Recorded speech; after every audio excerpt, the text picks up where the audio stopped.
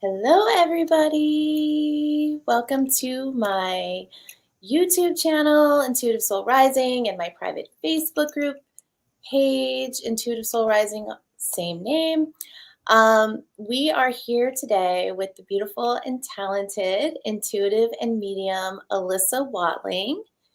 And I'm so excited to have her here. I'm so excited to do this show because we've been planning this for a while. We've been talking about this for a while, but um, Alyssa is an evidential medium. And so that's a little bit different than the type of mediumship that I kind of choose to call myself. I guess I call myself more of a spiritual medium because I tune into more of different higher vibrational beings of light. So, like the archangels and the guardian angels and the ascended masters. But Alyssa is an evidential medium, which is a little bit different. It's more focused on those who have crossed over.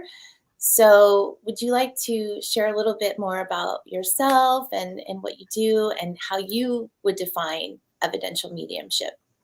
Yeah, absolutely.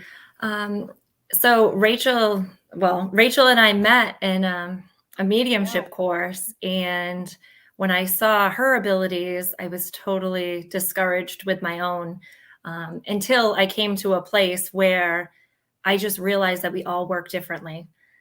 So the evidential mediumship is definitely loved ones and healing messages for people.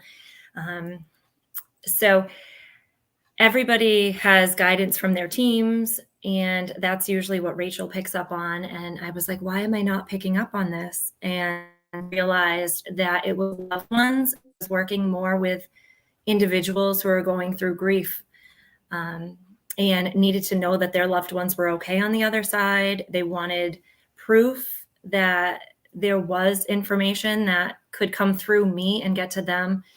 And once I realized that, I focused on what I was getting correct, what I was getting right instead of what I was getting wrong.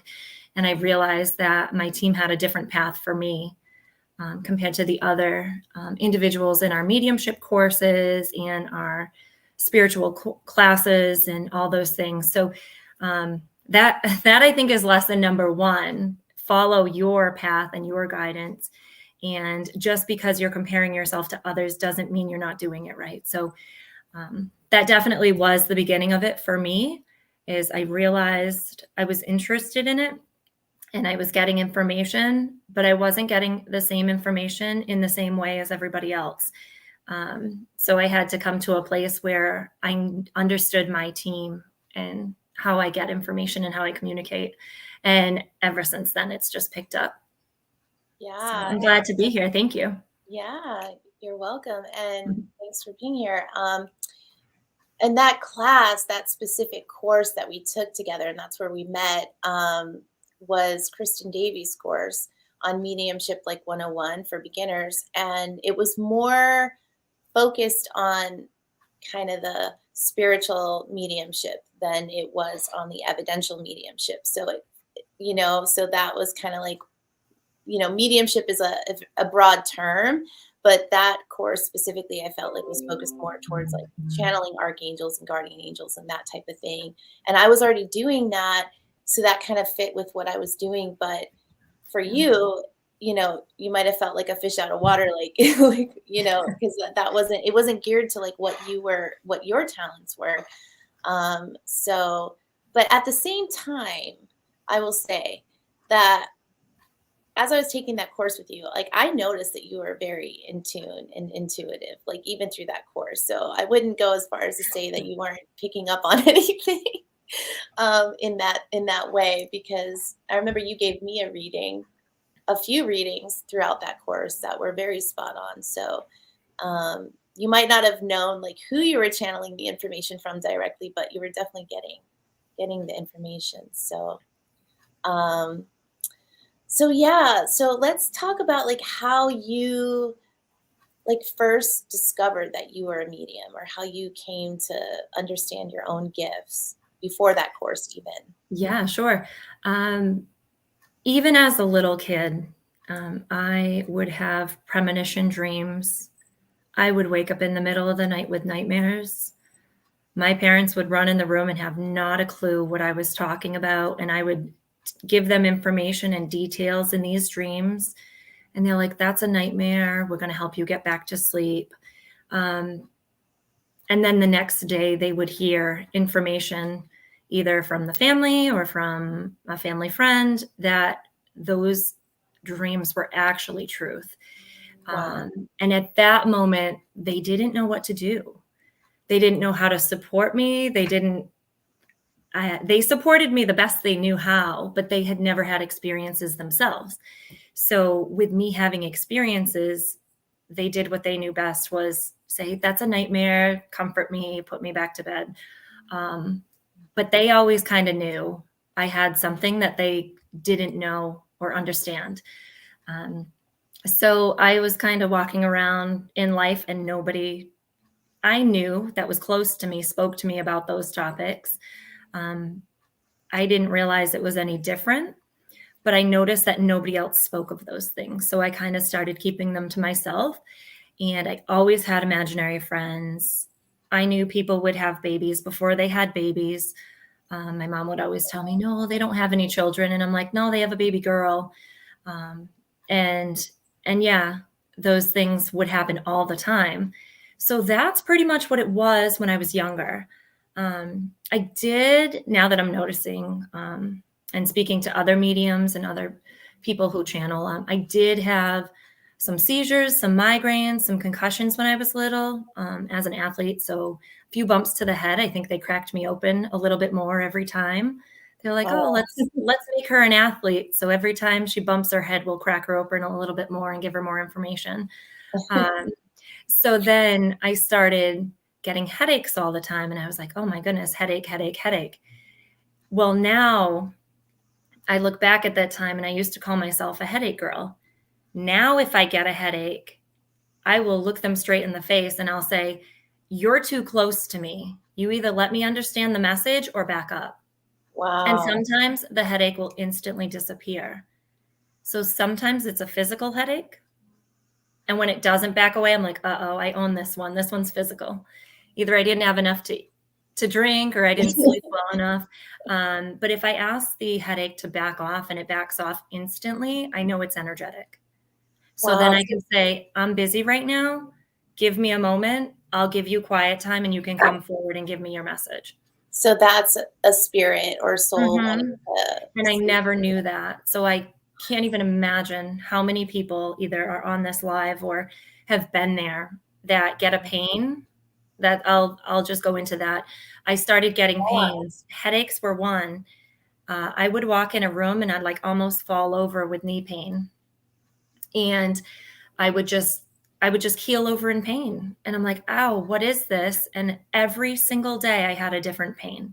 My back would hurt one day. My wrist would hurt another day. The next day I'd have a headache. The next one I've had jaw pain.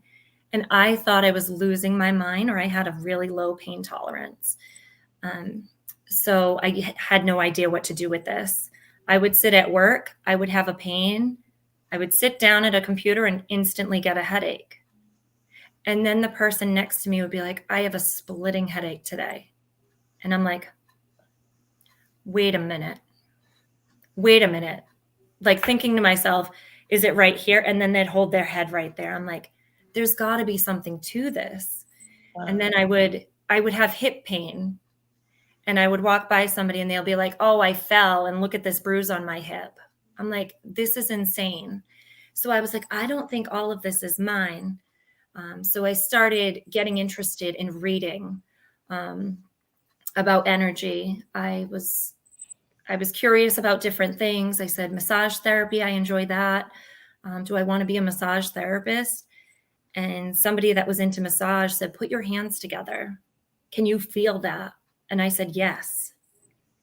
And they said, put your hands on somebody else. Can you feel that? And I said, yes, but it feels different than my own. And they're like, you can feel energy. You're super sensitive. So I was picking up people's pain. I was getting headaches when energy was too close. I went to the audiologist because I had ringing in my ears. They told me my ears were fine. And now I know the ringing in my ears is when somebody is near me, a message is coming in, a warning, a heads up, the green light. Sometimes I can tell by my emotion. So all these physical symptoms, I really had to start doing my research because nobody in my immediate environment had that information for me. So I had to go seek it out, which is why I Yeah, started looking into courses. that's so cool. And I'm curious if anybody in the comments has had that experience too, or have made that association with energy. I haven't personally. I don't tune in that way specifically, but I think it's so fascinating that, that that's how the messages come in for you and that you were able to put that all together. And that's what really being a medium is all about because we're all mediums. So we're all energy readers and we all have our own way of receiving messages and energy. But it's up to us to figure out like how to translate that and what that means for us, like what our specific cues and signs are. So that's really, I think, like what mediumship is about is discovering how you get the messages, you specifically as an individual and a unique person, and a unique vibration, what your sensitivities are and all of that. So um, yeah, it's just been fascinating to like watch you go through that process in your own growth process and waking up to like how you kind of really refined your own skills and realized your own abilities, like, and how your team communicates with you. What's coming to mind right now is like the stork dropping information in your head. Yeah. So, I yeah. call it my stork because I don't always know who's giving me the information. Hmm. I have certain boundaries. We can go into that later about my bubble and my boundaries. So I know if information is coming in, I can trust it because of the boundaries I have set. But I always call it my stork because sometimes I don't know who it is. I don't Yeah. know who's giving me the information, but once I share the information and it's confirmed by other people, I know the importance of it and how necessary it was to share.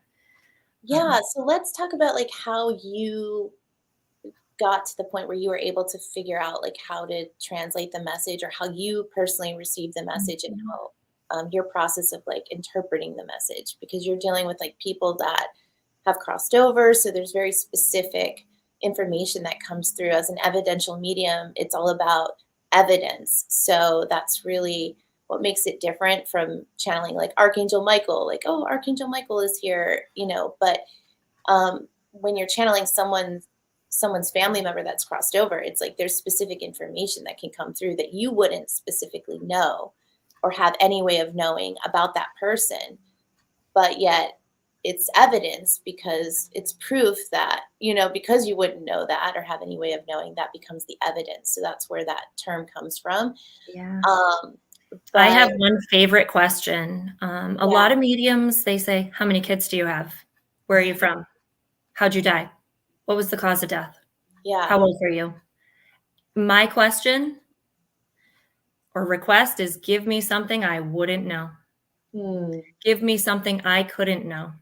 Yeah. And being claircognizant, um, you have to trust.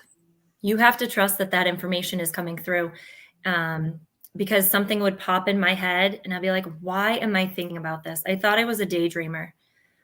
I thought I was a daydreamer. My attention wasn't that good sometimes. Sometimes I'd space out, sometimes I'd daydream. I'd be thinking about the most random things. And Yeah. then a piece of information would come through. I wouldn't know who it was from. I call it my stork. It drops it in my head. That's the best way for me to explain to people that don't understand Mhm. claircognizance how it Yeah. works. It literally just is a thought in your head, a thought form. And I would get information that way. And I was like, okay, I would tell my team, give me information. They would give me something, and I'm like, okay, within the next 10 or 15 minutes, somebody is going to speak about this topic. So I Mm. just practiced. I just practice. It's happened probably 20 times today where my team gives me something, gives me a keyword, repeats it. And I'm like, really? This word is going to come up. or this song is going to come up. Really? Oh, And I never believe it, and it always happens. They're just very consistent with the way they communicate with me. If I get a word, a key word, a key phrase, a thought that keeps coming in my head, sometimes I'll look across the room and see a word. My team will block out everything on a piece of paper except the one word that I need to see. And I'm like, you want me to take note of that?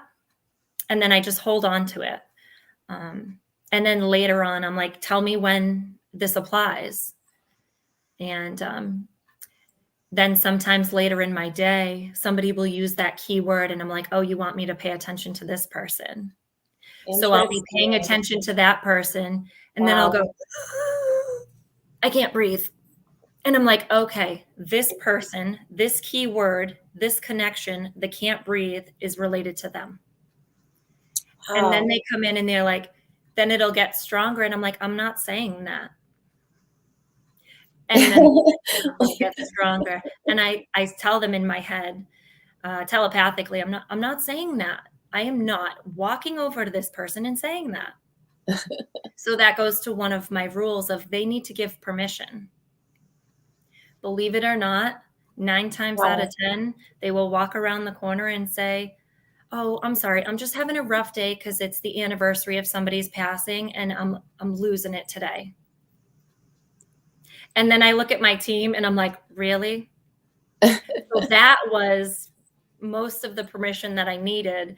I can offer them what I do and say that I am a medium and sometimes I pick up on energy or get messages. Would they be interested in a message if I ever received one for them? And they'll be like, oh my God, I need that so badly. But I already knew that, but I don't overstep boundaries unless somebody is ready for that. So I need permission from them. Yeah. Yeah. So, yeah, that was one of my questions was like, how do you set those boundaries with your team? And yeah, what are your rules, I guess, when you're working with spirit? They've got to be strict rules because energetically, I can't take on 2,000 souls within my bubble 24 hours a day. Yeah, Like, yeah, there's no way. So your energetic bubble is your space. You protect it. You're responsible for it. Whatever comes in, you allowed in. Whatever stays out, you have permission to keep out. There are a few rules is if a message is going to come through, it has to be of the highest love and light. It has to be healing and it has to be needed for the person that it's coming through. I have to be protected in the process and it has to be not in my best interest, but it does also have to benefit all parties involved. I can't Mhm. give a message if it's going to take away all my energy. So I'm going to end up with a headache and not be able to function the rest of my day. You can't drain my energy just for the benefit of another. Likewise, just for me to give a message just for my ego, if they don't need it, it's not allowed through. You have to be a certain vibrational frequency, a certain match for me to be the method and the means of communication to that person. If I am not the right vibrational frequency for the message, you have to pick another medium or another method. I need permission from the loved one in spirit, myself, and the sitter. All three of us have to be in agreement that we want this to happen. And it just has to be, yeah. So it has Aligned. to be all of those things. And if a message Yeah. comes through, I already know my team checked off all those boxes. In my energetic bubble, there's only a few people allowed in. If you're allowed in to give a message, you do have to leave when the message is done. You do have to go back with your people because I can't have you visiting with me all the time. So I have a spiritual bouncer Mhm. at my bubble. And if you haven't checked off all those boxes, I'm sorry, you can't come in. Maybe the timing's wrong. A lot of times it's time sensitive Hmm. and the message can't wait 3 months or a year. The message is time sensitive for now. If you are going to interrupt me in my day as I'm walking through work or different places. If you're going to interrupt me with a message, it has to be time sensitive, and the healing has to be done now. That's the only way you can interrupt me in my day.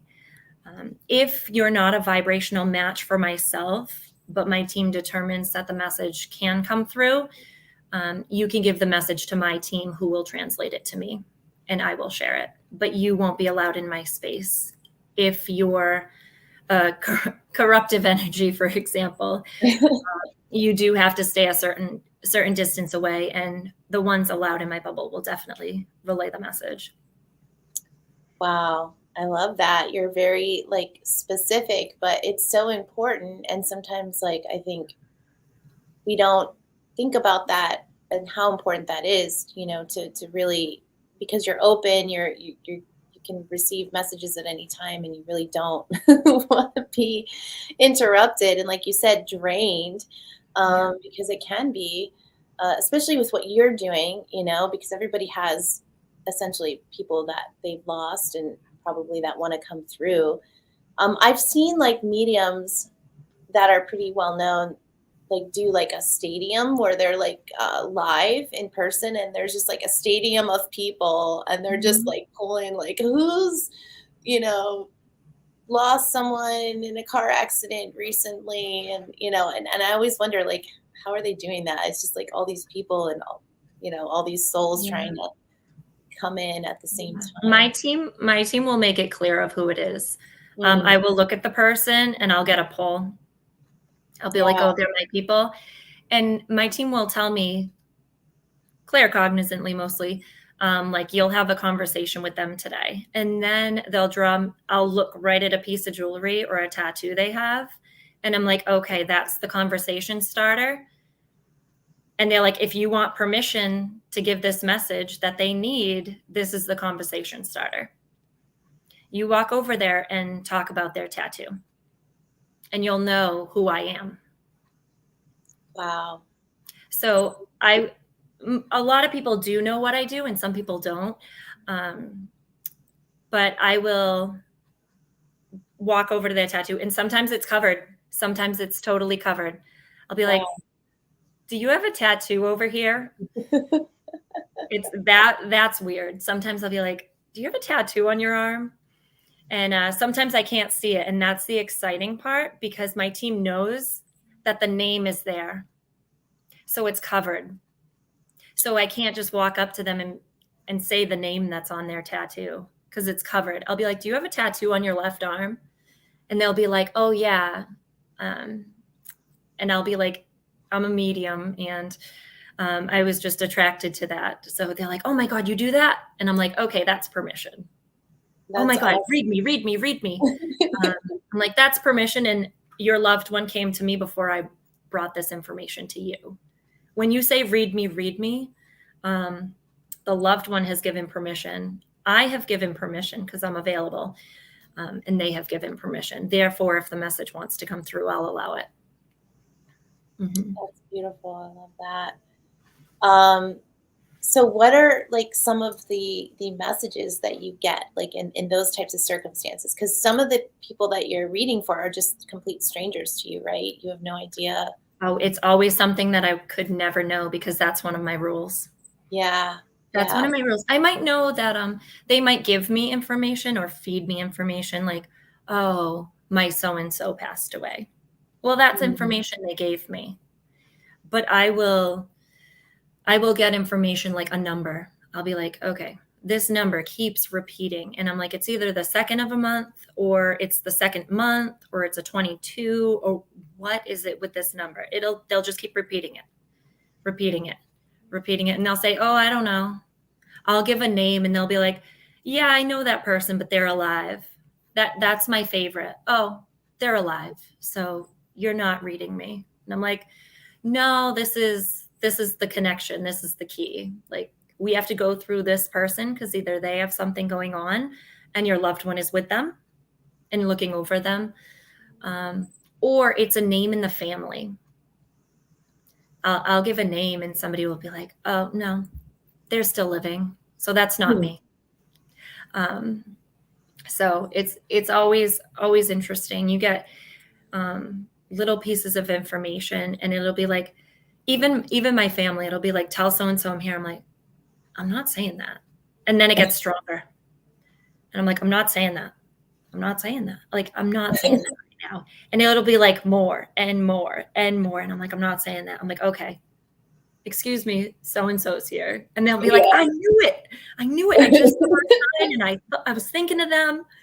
And I'm like, okay, there was a purpose for this. They do have confirmation. They were asking them, oh, I prayed that they were going to be at this event. I invited them to come. I didn't know if they could be here because they've passed away, but they wanted to be at this event. And I'm like, well, there's your confirmation.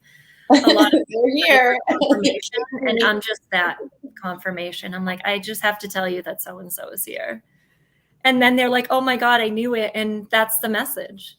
That's Yeah. what they asked for. Yeah, that's beautiful. I have a friend that was going through something and praying and praying and praying, but nobody knows who she prays to. And I was like, I'm here, and I'm here to tell you that Mother Mary is here. And she's like, oh my God, she is answering my prayers. Like, that's the one I pray to, but nobody would know that.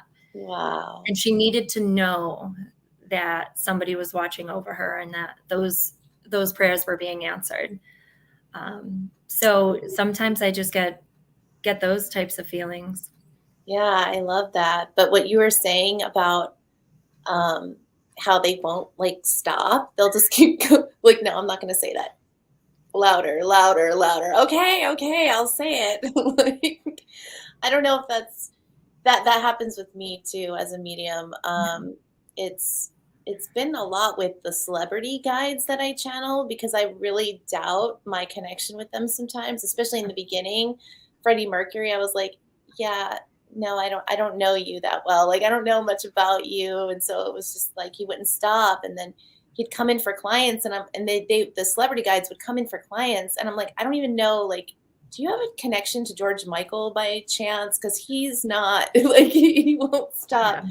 coming in with this message or and sure enough they'll always have a connection with that particular celebrity that I wouldn't have had no way of knowing, but because they keep coming in. But I'll be like, no, I don't want to say that. I'm talking about ascended masters here. We're talking about angels here. Like Kurt Cobain is here.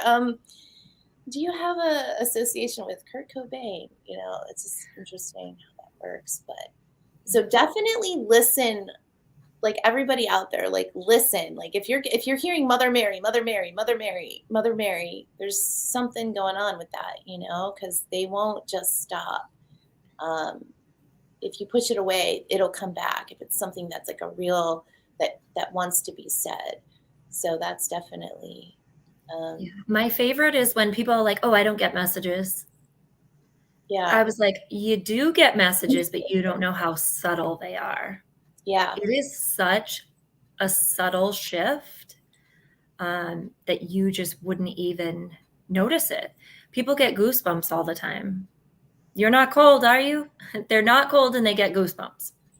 They're like, I was oh, I'm getting probably just goosebumps cold. when you first came on here and you were talking about like how you receive the messages or something, and I was getting goosebumps. It's like it's yeah, it's totally true. It's like when I'm giving a message for somebody and I start getting goosebumps, it's like, okay, there's something like truth to that. That's like usually a sign for me that that's like the point that they wanted to make. Like it's been said. Mhm. Like you got it right because it comes through your brain, it comes through your filter. So that was one of the questions, though, I think I wanted to ask you was about that, like your own vocabulary. Do you ever use words or vocabulary that, or do they ever use words or vocabulary that you don't use? Or like, you know, how they come They through? use a lot of phrases Yeah. that I've heard once in my life or never, or I never use them. And I'm like, really? Like I had there was one, and I was like, oh, I don't mean to beat around the bush. And I was like, I don't even say that. But Yeah. they fluttered my tongue and I stuttered. I said, I don't mean to beat around the bush. And that was a name, a family name. So Wow. there are certain times I'll say something and I'm like, I don't know why. Like I'm thinking grandmother, but I don't want to use grandmother. I want to use the word Mimi. And I don't even have a Mimi. Like it'll be information like that. And I'm like, they're doing cheers, but they're doing it twice. And they're going cheers, cheers. And I'm like, I don't know what this means, but they're going cheers, cheers, and putting the cup up twice. Well, this particular family has a tradition of going chin chin and then taking a drink. And this is something that I've never experienced. So they're trying to use my spiritual vocabulary and my memory and my knowledge of vocabulary that I have to pull out information that I've never heard of before. When people say things in different languages, I'm like, I don't know what this is, but this is what they're saying. This is how I feel about it. And they're like, oh, it's term. And I'm like, I've never heard that. What language is that? But telepathy, you don't need the language to be the same language. You just need the concept to get through. So I've had information coming through and I'm like, I don't think this person is speaking the same language I am. I don't think they're speaking English, but I am getting this message, and they'll confirm for me that that person did not speak English. But I can pick up on the concept, and it's actually through claircognizance. It's just thoughts that pop into my head, and I never used to say them. I used to think I daydreamed. And then once I started saying them out loud, and people sitting next to me go, how do you know that? I'm like, wait a minute. That's what my daydreams were for the past 30 something years. If I would have known that from the beginning, it would have been so much Picking easier. up on information from other people. Oh, Isn't that I would amazing? have had a lot less headaches. Oh my gosh, yeah. And same with me, like I didn't realize I was clairaudient, and I think claircognizance in a similar way, but clairaudience is bigger for me. It's the same thing. It's like I didn't realize like when I would ask a question, I would get a response back in my head. Like that's not necessarily coming from me. Like the whole time I could talk to people and get responses, and And when thinking it you're was talking and you're just me asking talking them, to myself, but I guess not. I want a sign from so-and-so. I want a sign from so-and-so. Come on, where are you? Where's the sign? Where's the sign? Where's the sign? If you're talking and thinking, Yeah. you're completely blocking the emptiness that you need to receive. You need to be Yes. Yes. absolutely silent with your words and absolutely silent with your thoughts. Mhm. And things will pop into your head that you were not thinking of. When people come for readings, they're like, oh, I thought you were going to mention 1, 2, and 3. I did not even think about that story. Yeah. And that's how you know. That's how you know it's something that needed to be mentioned, or it's all Yeah. good. Yeah, Yeah, like when it comes out of nowhere and that's it's a like good. nothing you would ever be thinking about. It's like that's it, that there's something there, that's Mm-hmm. yeah, that's Yeah. like the flag. Pay attention. Um, awesome. It's so good to like know your gifts and like how that information comes in, and just to normalize this process by this discussion and just talking more about, how we all pick up on things. It's so important. I think it's changed me as a mom, Hmm. because when I see my kids act in certain ways, I can see how their energy shifts. I can see if they're picking up on energy in different ways. Um, Wow. telepathically, my son and I can think of a toy and he will get up, run across the room and grab that toy. Now, is that me being the sender of the information and he's receiving it, or is he sending it to me and I'm receiving it? Yeah. So telepathically, he and I can communicate. If I'm dehydrated, he will run and grab me a glass of water and say, Mama, sit, and hand it to me. That Oh, started when he was about 2. wow. He and I can communicate. Um, and then I have a daughter, and sometimes I would be like, oh, that, ow. And she'd be like, Mommy, is it yours or somebody else's? And I was like, Oh my goodness, she was the one that made the realization that I don't think this is mine. She was the Wow, one that helped me become aware that, what I was feeling was energetic.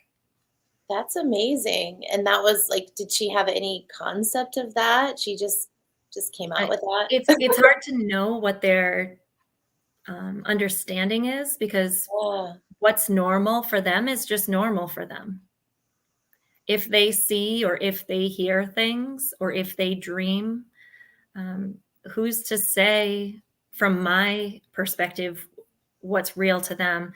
If yeah, they don't talk about it, then you won't know. But if I suggest information and they start repeating the information that I've suggested for them, then I can't be sure that they came up with it. So I'm just letting them ask questions and give me information. The night terrors, um, oh, yeah. the dreams and the visions. It just is what it is. Yeah, Um, yeah. one of them has a wolf in their room, and they see a wolf, Wow. and I go in the room, and they're upset, and I'm like, well, the wolf isn't allowed to be on your bed. The wolf isn't allowed to growl at you. So if the wolf wants to be here, these are the rules. Hmm. The wolf can lay over here and protect you. And if the wolf's not going to behave appropriately, mummy's going to let him outside. Oh, And wow. if I like somebody spoke to me that way, I would be like, okay, so the wolf is real. I do see it, but no, yeah, everyone tells me that the wolf's not real. I don't think there's a right way or a wrong way um, to work with spiritual children, but definitely having a background and understanding some of the possibilities that they could be experiencing will hopefully help them not turn it off. And yeah. I don't need my children to be mediums. But I like how John Edwards puts it. And he says, I want my kids to be, if you want to be an engineer, I want you to be an intuitive engineer. Mhm. If you're going Yeah. to be a doctor or a scientist, I want you to be an intuitive doctor or an intuitive scientist. Mhm. Follow your gut. I feel like I should make this decision. I feel like I should design it that way. Yeah. That's what I want for my kids. I want my kids to be able to tune in if it's right for them. I don't think I should make this decision, or I feel like this is an opportunity I should try, even if it doesn't turn out well. There's got to be some learning um, that I need to go out there and try this. So Yeah, that's my hope for them. that's awesome. That so well said how you explain that because it's really about intuition. It's like, just trusting the information that you're getting. Like we've been talking about that a little bit too, like how even with mediumship, it's about trusting how you're getting it right or tuning in how to the ways that you're getting it Mhm. right, not comparing yourself to other people and like I get the message this way or I didn't get Mother Mary, I got like the color blue, or like a blue rose or something, random. But there's so many ways that spirit communicates with us and through our own like filters.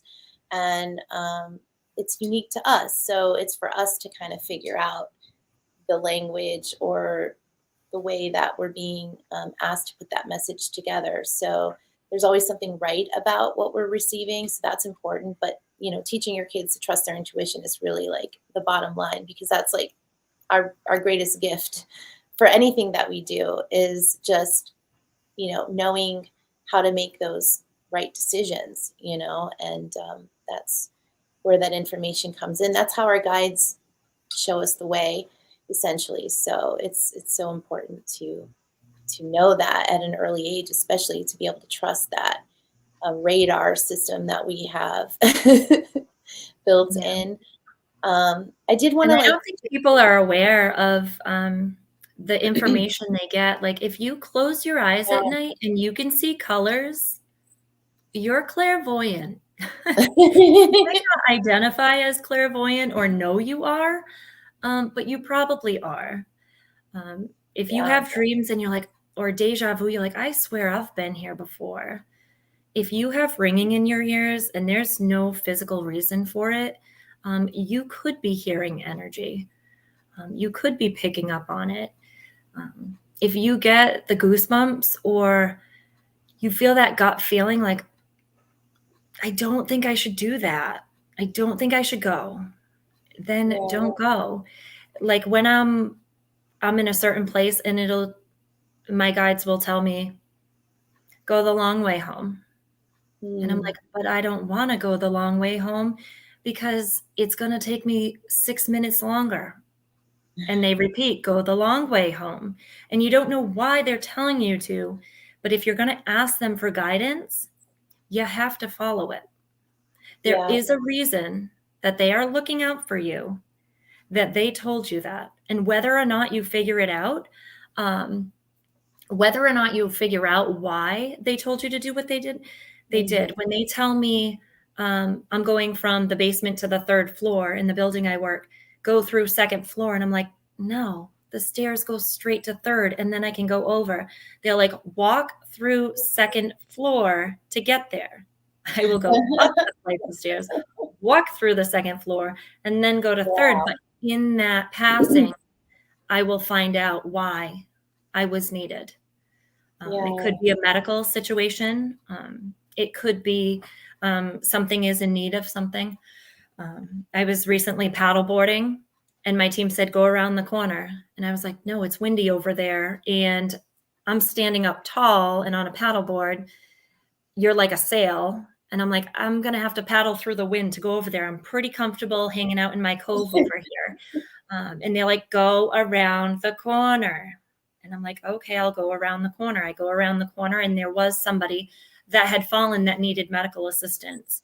And they didn't Wow. need much, but a 30-something-year-old person to hold their hand and be able to stabilize them was all they needed. Hmm.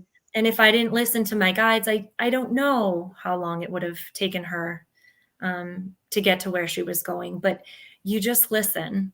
You just Yeah. listen. And your team closes some doors and they open others.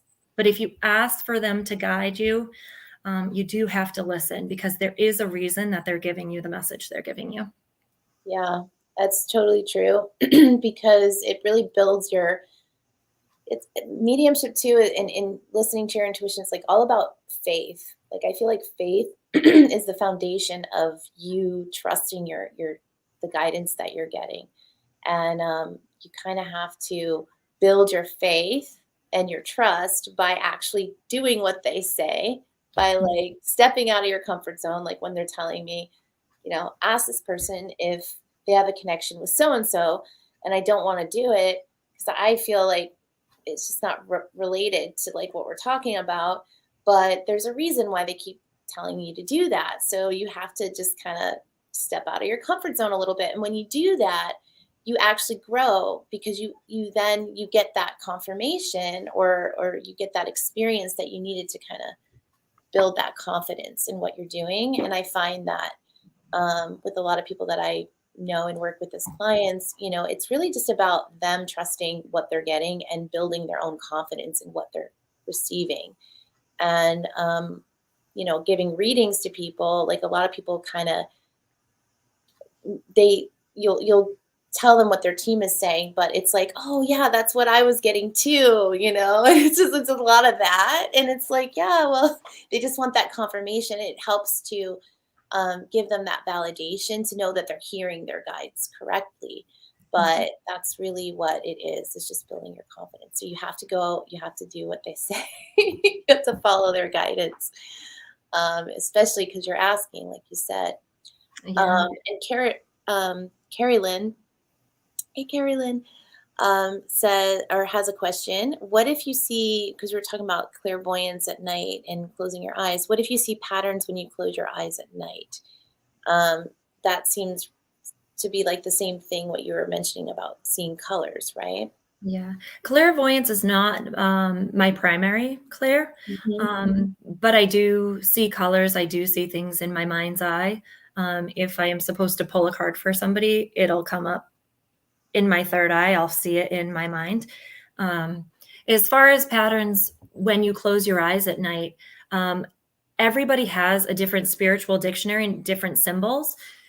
So try to see when that pattern comes up. The same as a sign. What were you thinking? What were you asking before you went to bed? Did you call an energy forward?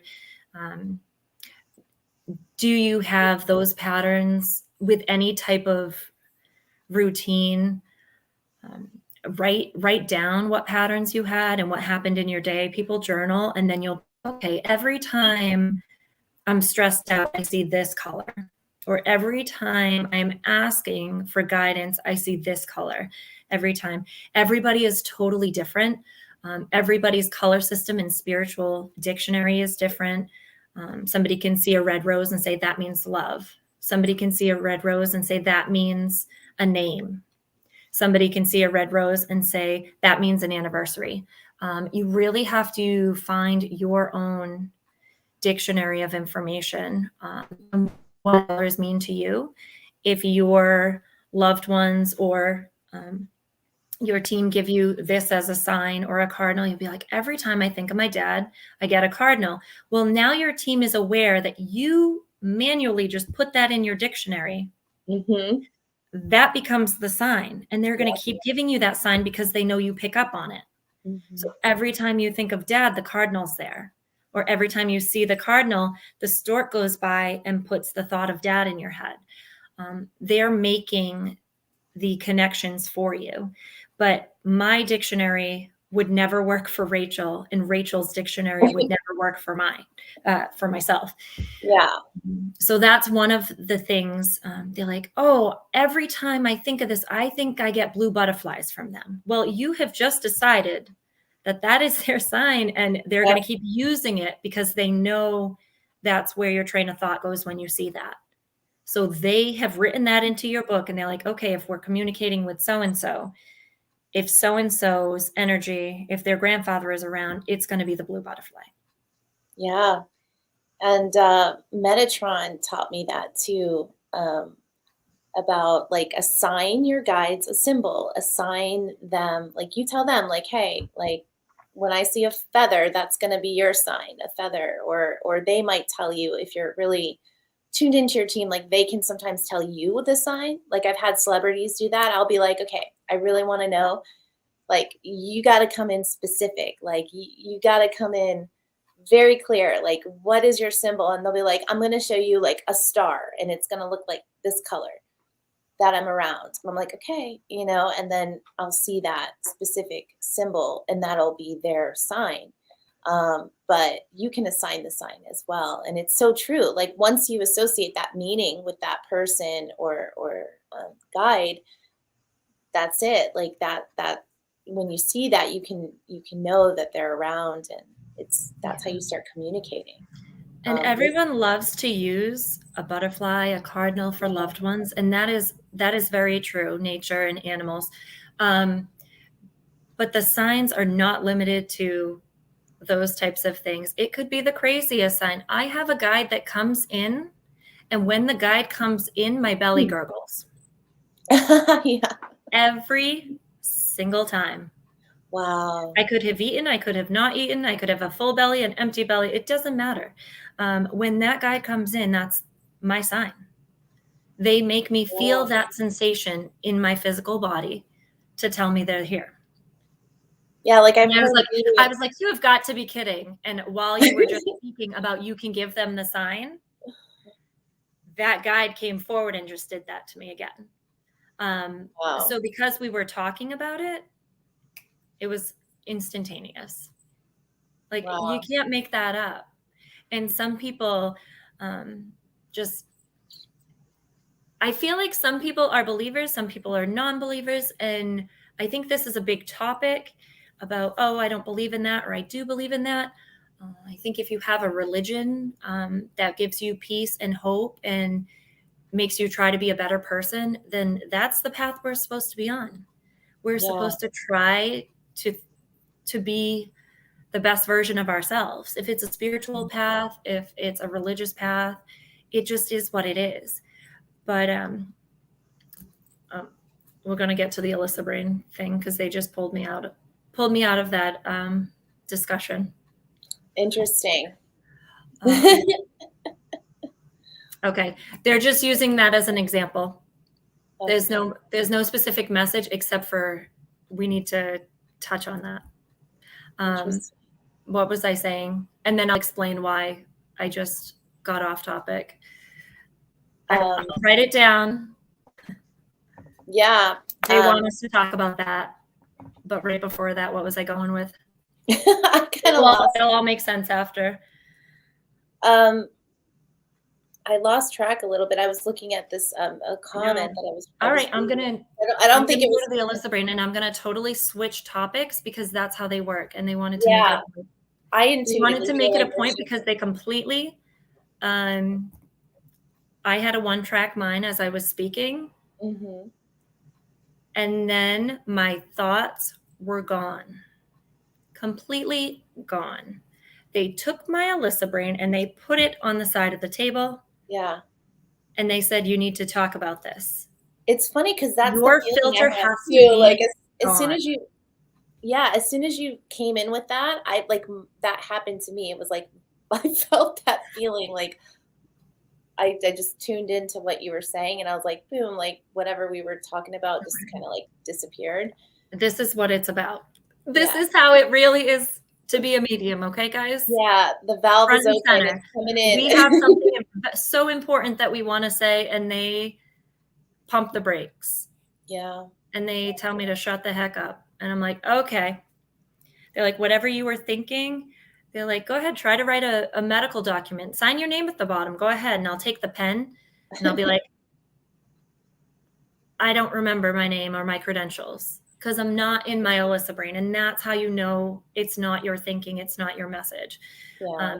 They come in with a message. They will put your brain to the side and you will not be able to think straight. But information will start flowing. Yeah. Information will totally start flowing. I will go back to the interview, but I do want to say I write down as I go. I write down as I go and I don't force anything. But this keeps repeating. And because they have taken me out of my own brain and they want me to talk about what I have written, my team just takes words and information that I know, and I don't know why, and I barely ever understand the message because the message isn't for me. But there is a listener here. Archangel Michael is making himself present. I don't know his purpose for being here. He's always with me, but why he's making himself known. That could be because the name Michael is significant. It could be because he is just here and he's the one relaying the message. But I am getting the word Hawaii and I'm getting flamingos. And this may sound so off topic, and that's exactly how they work. This is not something that Rachel and I were discussing. This is not something either of us were thinking about. But there is somebody stepping forward, drawing attention to Hawaii and a flamingo. So I don't know if anybody can take that message. And it doesn't have to be the passed on loved one. It could be the vacation you just took. It could be where you live. It could be if that rang a bell to you, it could be you. It doesn't have to be you, but it could be you that this message was for. I have no relation with Hawaii or flamingos. So for me, I could definitely sit in a crowd and say that message is not for me. So it might be for Cynthia. She said, yes, it does. All right. Very good, Cynthia. I will, as my team allows, I will either keep going with the interview or write down things as they come through. I don't understand this message, but you may. So we can keep going and I will write as we go. Obviously, for this person to come through with a message, it was. And interesting enough, like, I don't know if this was the comment. And so this is how it works too, especially with two mediums here. My attention was drawn to this comment while you were getting your little like Alyssa brain break. And I just noticed now they're drawing my attention to Archangel Michael in this comment. I hadn't seen that prior to looking at this comment, and it's from Cynthia. So there's definitely a connection with Cynthia with this message for sure. Because she had typed this like way earlier, and I'm just I was kind of looking at it at the same time that you got interrupted.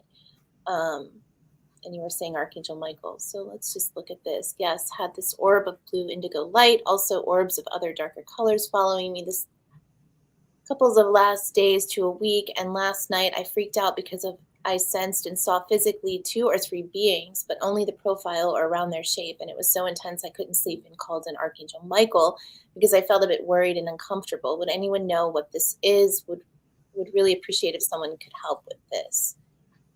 So I don't know if this message is part of the answer to this question. You also saw the color blue, though.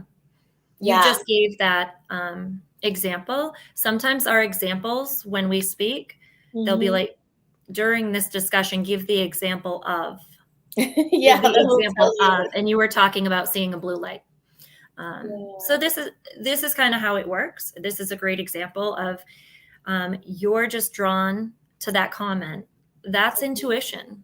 That's following your team's guidance. It could be as subtle as that. Cynthia, I don't know exactly what's going on with this message, but it definitely is for you. So stay tuned and take from this discussion anything that applies to that. But Archangel Michael is definitely with you and able to protect you. And when you call him in, he is right there. He won't let anything in your space that can't be there, as long as you set your boundary of anything that allowed in is of love and light, and to help you on your path, and anything else must stay out. And Archangel Michael, I ask you to step forward and keep everything out per my request. Yeah. I'm being guided to also, like, what were you dreaming about? Were you dreaming about anyone specific in your dreams? I don't know why, but maybe premonition. My premonition dreams. No, or are you talking about Cynthia? Okay. For Cynthia, I just felt like sometimes, I don't know, there could be an association with like who you were dreaming about that night and those beings that were there. I don't know if they were in your dreams or visiting you in your dreams, but that just came to me as I was kind of tuning into what you were saying, Alyssa, about that. But I was also getting the same feeling, like just reading her message was like, the most important thing they want you to know is like Archangel Michael is there. He's protecting you and you're safe, and they want you to feel safe in your own space. So whoever that was would be like for your highest growth, or like not like a positive being, like not like a something to be worried about or fearful of. But so Cynthia said, yes, it does. And then she said, not the flamingos, but with Hawaii. So Hawaii resonates with her. And Kira said she resonates with flamingos. Okay, and very then good. Her Cynthia says her heart is beating out of her chest. I was just going to say I had heart expansion, but you were speaking at the same time. Yeah. Wow. Yeah. Been with her for a while. The blue orbs. Is that what you're? Wow. She was awake but trying to relax. Oh, interesting. Okay. Hi, Michelle. Yeah, so interesting. I feel, yeah, go ahead. I was just going to say, are you getting anything else about that message? Or not about that one in particular, but it is about, it's a good segue for Cynthia called in Archangel Michael because she knew to do that. She has the training that she needs with the guides and call them forward. But that's a great point to make for people that are new to this and maybe they're not mediums themselves. Your guides are always there, but they don't need to intervene. You have free will choice to make decisions through your life with or without guidance. They can't come in and make choices for you. And they can't come in and give you guidance and instruction unless you're allowing them to come forward. So if you pray to somebody and say, please help me, you have given them permission to step forward. Rachel and I communicate with our teams, and we've given them permission to come. Uh-oh, Alyssa. Other. So it's really interesting when you ask your team to come forward. Some of those doors are going to close, and you're going to say, oh my goodness, another hurdle. And you're going to be blocked in a certain direction, and it's going to be open in a different direction. And another thing about your guides is they can't come in and make choices for you. Should I take this job or should I not? That's not what they're here for. You have to make your own choices, and there's going to be learning in either choice you make. Either this is a good fit for me, or once I get there, it's not a good fit for me, but I learned something in the process. If it is a life-saving event, you'll hear of all these miracles that happen. If you are out of alignment from your path and there is going to be a life-threatening situation, your team will come in and intervene.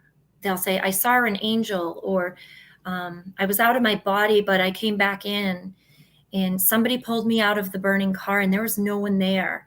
Your team will intervene if it is life-saving or it is altering your path. I have had angels steer my car before. I've had it. Actually happened to me twice. Yep. The steering wheel steered itself. I did not. I intended to go straight. The steering wheel steered left and right around an obstacle, and it was not me. If it has an outcome that is not on your path, they can intervene and keep you here if it's not your time to go. Other than that, you can't be like, oh, should I take this job or should I not? Should I buy this car or that car? Should I go back to school or should I start my own business? Those are things that you will have to decide in your own life. Going to a medium is not going to give you the answer to that because the team won't give it to you. Some people will say, read me. Your team's not going to give you that information. You either make the choice and you're going to learn tell you what that you need. Yeah. Like, yeah, they won't tell you what to do. They're always going to present it in a way like they'll guide you. They'll give you like insight and clarity as to like what that decision could mean for you and why that could be good, and then what this could mean and that. But they will never tell you like what to do because it's your choice, you know. And should I take this job? Should I buy this house? Sometimes a medium can pick up on the trajectory that you're on, but that doesn't mean you can't change it. Yeah. The trajectory I'm on might be I'm staying at my job for another 15 years. If I decided tomorrow to walk in and say I quit, then the medium was not wrong. Right. The medium was not wrong. It was your free will choice that made a decision and changed the trajectory, which is totally fine. Yeah, because my guides, go ahead. Oh, sorry. My guides have told me, specifically Metatron, that like the medium isn't wrong because they're seeing a certain timeline based on where that person is in that moment in time and space. But that timeline, the timelines are always changing. There's so many potential timelines that person could be on based on every decision they're making. So where that person was when that medium was giving them that reading, that was the maybe like most probable timeline, or the timeline that medium was picking up on. But like going for a job interview, change, you know, that could change. Ask a medium, should I? The medium's like, oh, you're like, well, if you don't go to that interview. Alyssa, your sound is a little cutting in and out. Are you there? Uh-oh, we're getting a bad internet connection right now. Yeah, the sound was breaking up, Alyssa. Are you there still? Kind of like in and out. It's fine. It's just choppy right now and it froze on your screen. I can kind of hear you here and there, and sometimes it comes back in. Um, Okay. wait, I can hear. I can hear you okay. You're good now. Okay. Khan's here. Hi, Khan. He's got so much Momentarily. energy. Momentarily. So we were talking about should I go to the job interview, or am I Yeah. going to get that job that I'm going to apply for? The point of it is not going to the job interview and getting the job, but if you didn't drive there on that day at that time and turn around and go get a coffee on the way home, you wouldn't have met the person that you needed to meet in the coffee shop. The purpose of you being there wasn't the job interview. It had nothing to do with that. It had to be with you being in the location that you were in at 2:00 at that time in that place for the next opportunity to present itself. So when your team tells you to do something, you got to do it, and you can never predict how it's going to play out. If you try to predict, you're just taking away all the fun and all the opportunities that they have for you.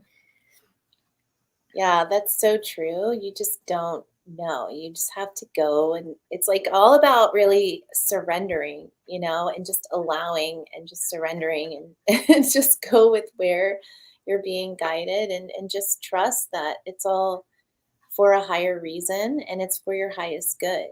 So you don't really have anything to worry about, especially when you're asking your team for help. Like because you got to ask, and that's so important. I think like people don't realize sometimes that we have all this help, but if we're not asking for help, we're not, they can't just step in and like you were saying kind of earlier, it's our free will choice. So if we want the help, we have to ask. And then we have to pay attention for the signs because they're going to give us something. They're going to give us a sign. And if we're not paying attention or we're not even believing that they're going to help, then we might miss it. So yeah, I definitely got to ask. And Kira was saying it's all divine timing, and it's so true.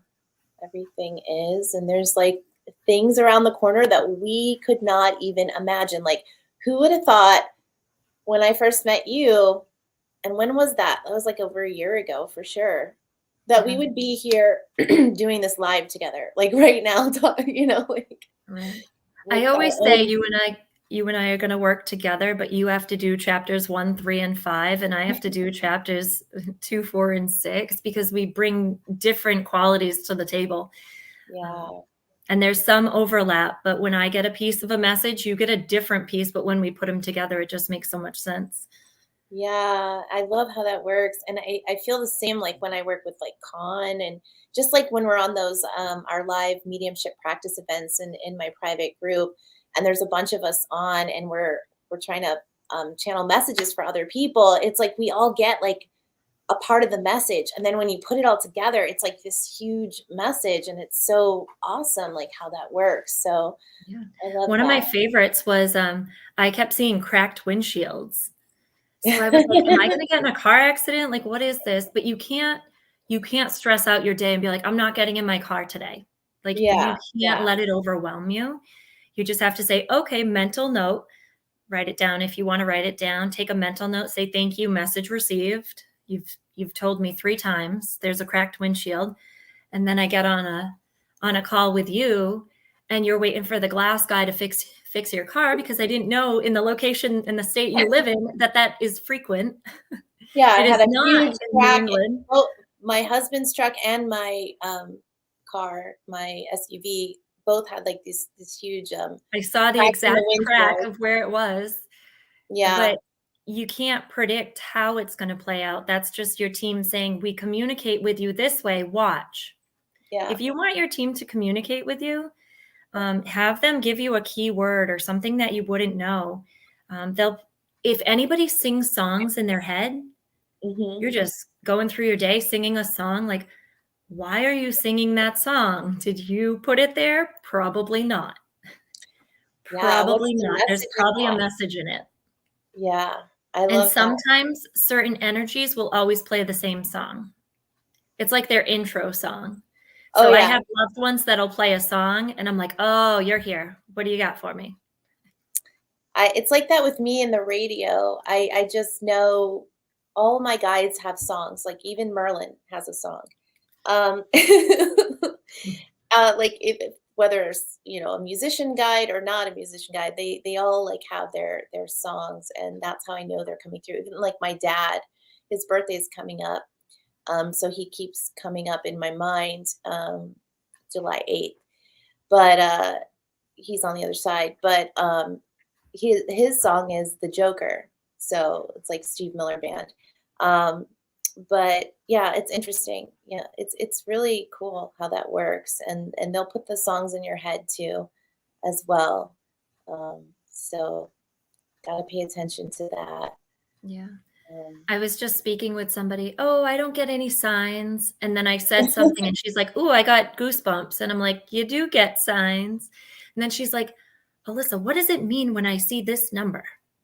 What does it mean when I see this number?" yeah, Um, your team can't really physically move items. I mean, they can, but it's not frequent that yeah. they don't have a physical body. It's They're hard just for them to energy. do that. Like it So takes a lot of getting your attention, tap, yeah, tap, tap, pay attention, pay attention, yeah. pay attention. That's all they have to say. You'll Alyssa, see as you're something. saying that, I was guided to look at the live clock, and the time is 111. Like Absolutely. that we've been on here.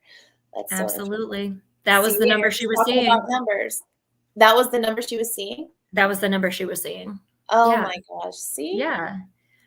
We're So all it's ugh, that's yeah. interesting. We're all so connected, and I don't know who the Facebook user is, but they're saying that's why all light workers are important, and working as one is amazing. Yes, it's like we're all important. We're all pieces of the whole, and you can't compare or judge, one to the other. It's just we're all needed. We're all necessary. When we come together like this, we really expand in all of our gifts. And as an intuitive coach, or that's like my job title or what I call myself, but really it's just like I'm just helping people put the pieces together. I'm just a person that's coming in, giving the more pieces to the puzzle. I'm helping them see how everything connects, but they're making the connections.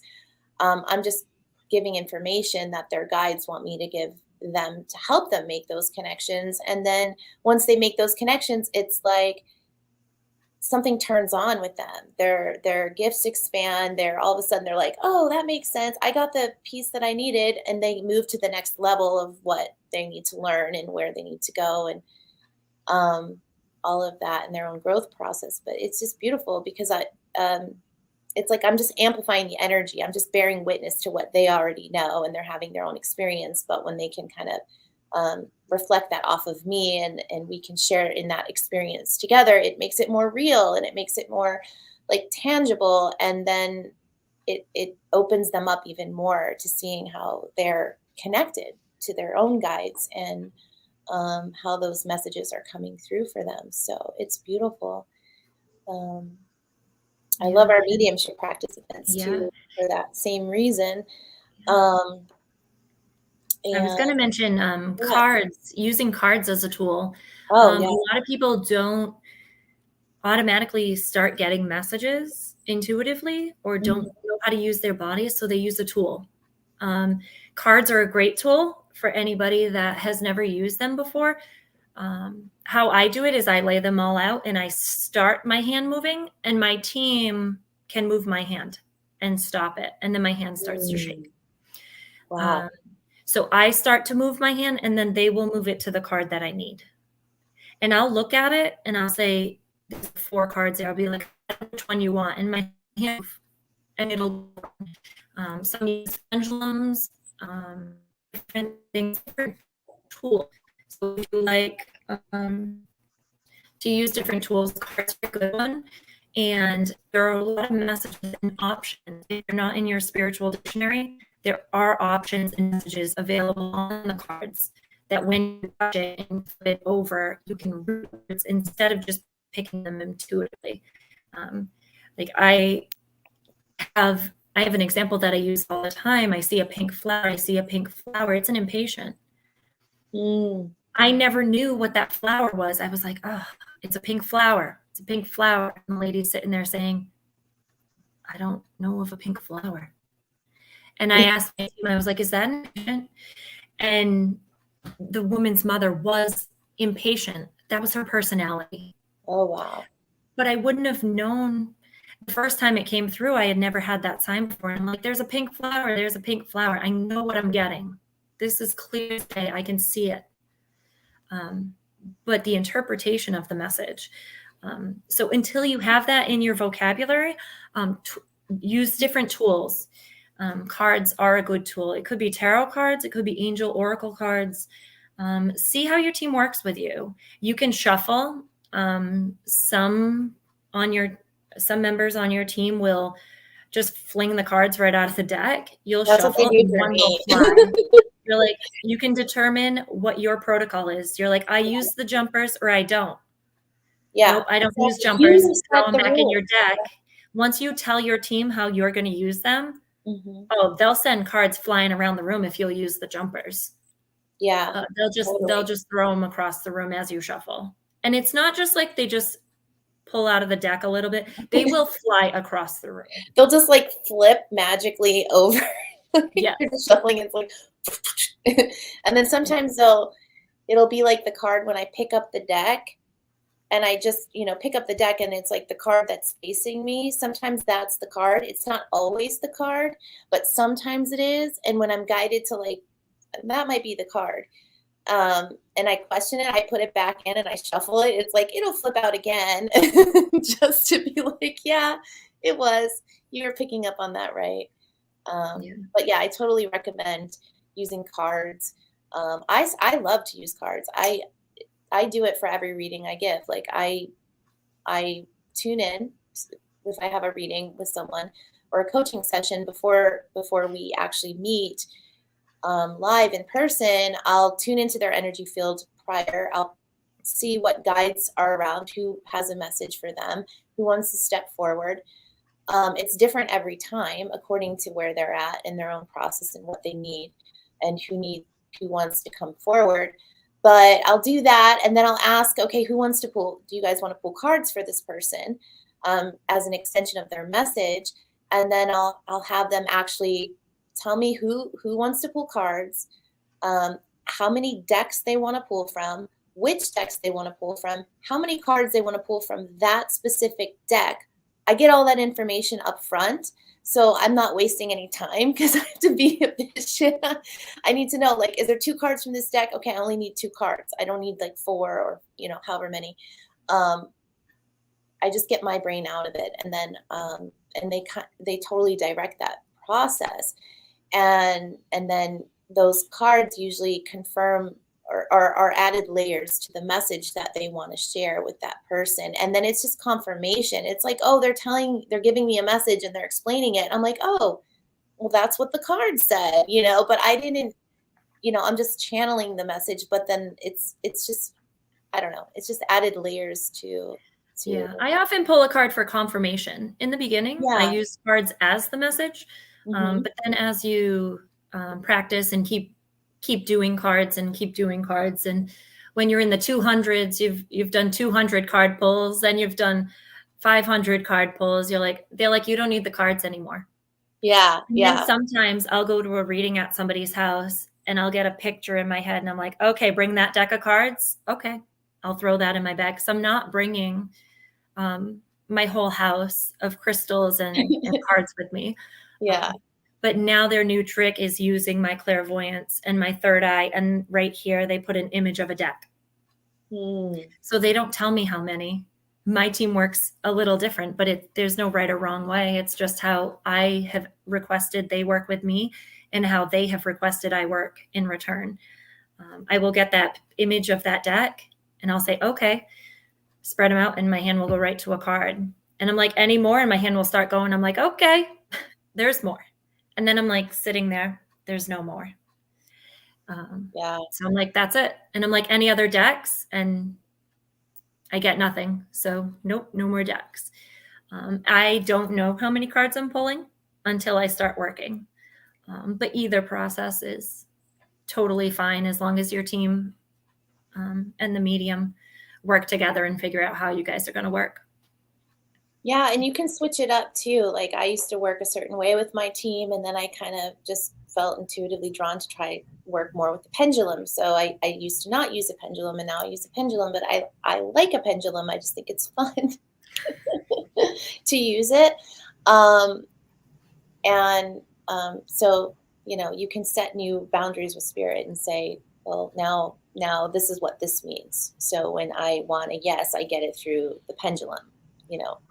Yeah. Um, I've and you both can tell. also implemented the give. You can. Oh, you're breaking up again, Alyssa. I'm breaking up again, huh? Oh, no, not now. You're good now. I'm back. Yeah. Yeah. It's funny how technology works when you have high vibes floating all around the computer. I Yeah, have sparkles. I have sparkles floating over the computer right now, so I love it. Oh, it is wow. what it is. But yeah, when you ask your team, give it in threes, or when you're sitting there and you're asking somebody to come forward, come closer. And we're at a certain frequency, and our loved ones are at a higher frequency, and the angels are even higher than that. So I think I just tune into this frequency. That's the radio station. That's where my dial goes, and I get everybody in that realm. Yeah, And Rachel tunes into this frequency right here, and she picks up on these. Both of us are capable of going to the other. It takes yeah, more. It takes more effort and concentration to get there.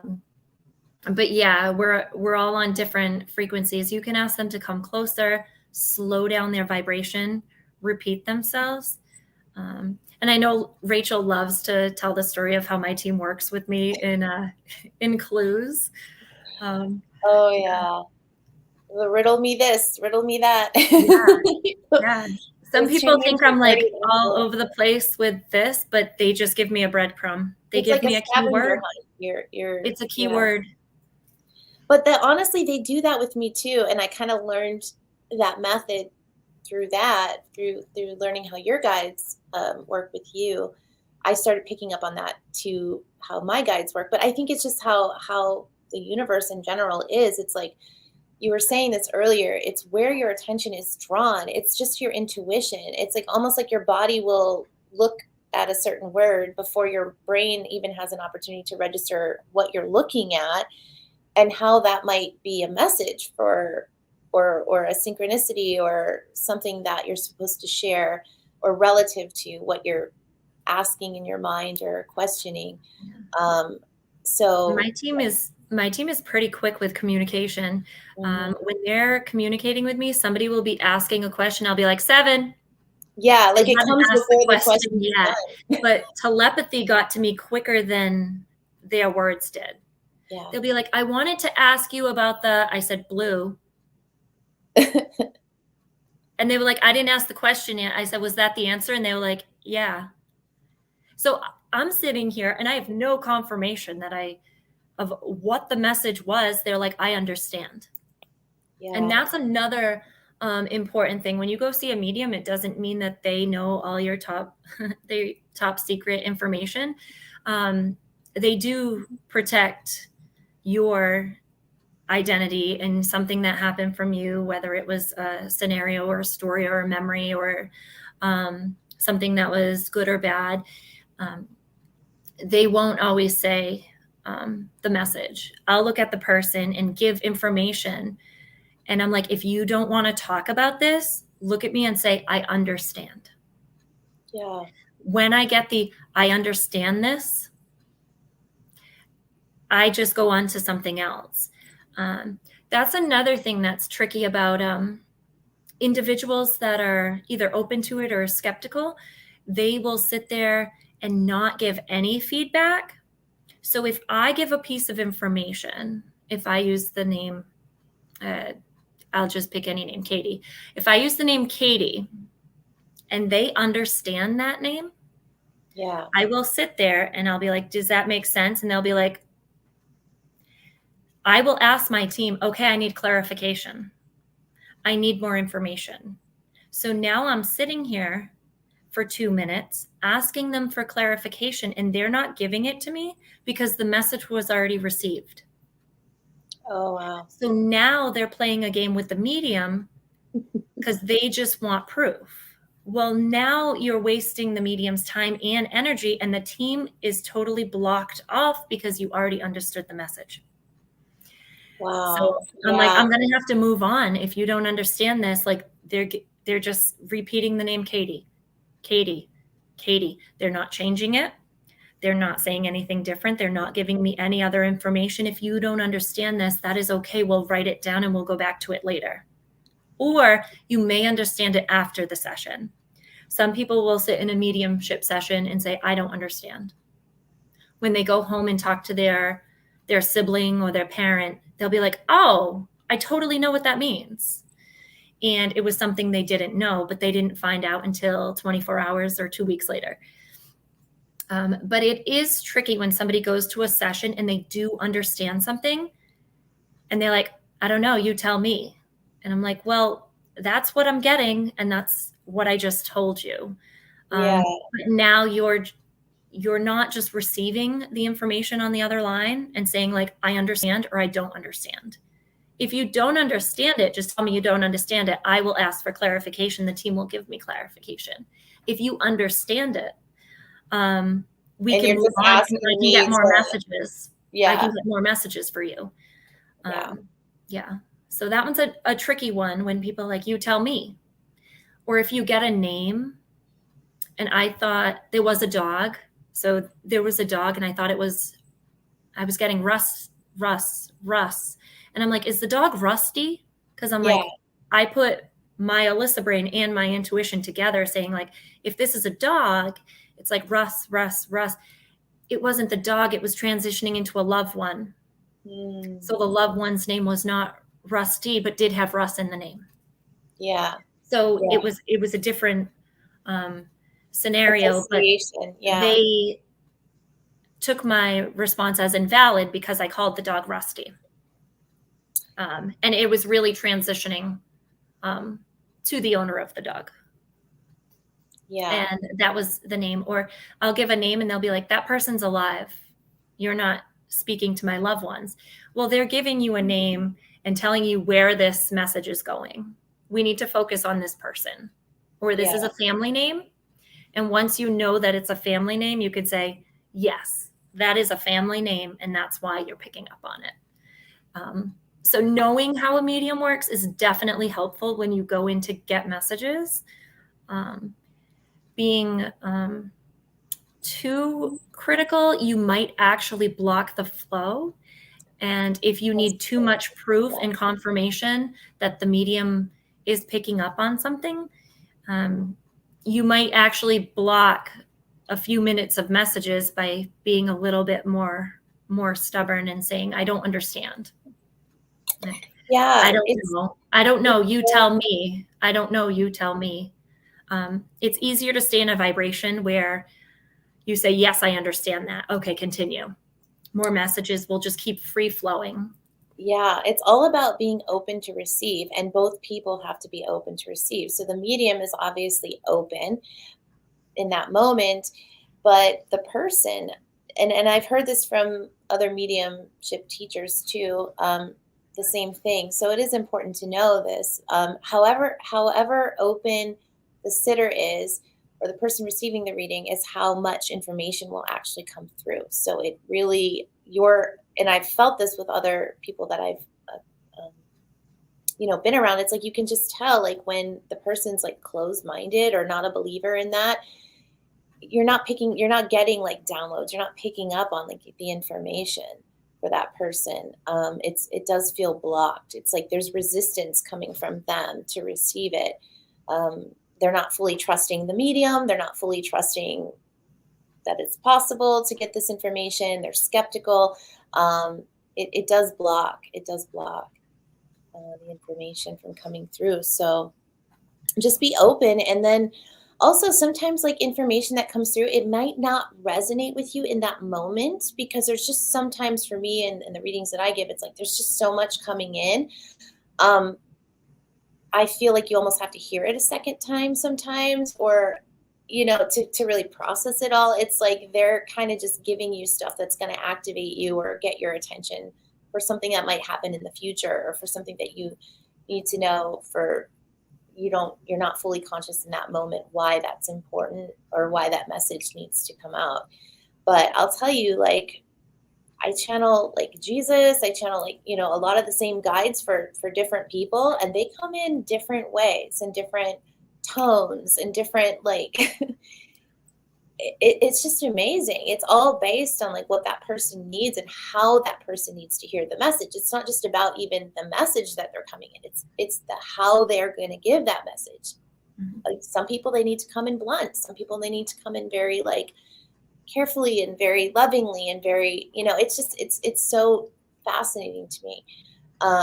How the guides come in that way. And that was one of my questions for you, Alyssa, is just how do you pick up on the personalities of the people that you're the spirits that you're tuning into and all of that?